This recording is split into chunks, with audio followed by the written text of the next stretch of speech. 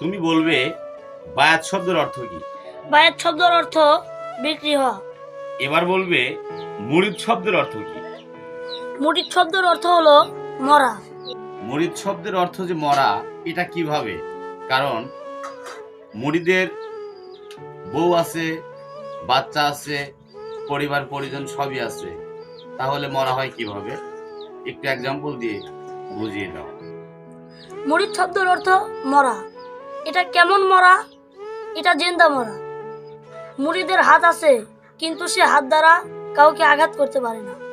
মুরিদের দুইটি পা আছে, কিন্তু সে পা দ্বারা কোনো খারাপ স্থানে যায় না। মুরিদের মুখ আছে, কিন্তু সে মুখ দ্বারা অশ্লীল বাক্য বলে না, মিথ্যা বলে না, হালাল বস্তু ছাড়া হারাম বস্তু খায় না। মুরিদের চোখ আছে, কিন্তু সে চোখ দ্বারা খারাপ কোনো কিছু দেখে না। মুরিদের কান আছে, কিন্তু সে কান দ্বারা খারাপ কোনো কিছু শোনে না। একজন মুরিদের সবকিছু থাকা সত্ত্বেও নিজের ইচ্ছা চলতে পারে। মুরিদ শুধু তার মুর্শিদের হুকুমে চলবে, আর এজন্যই মুরিদের অপর নাম মরা।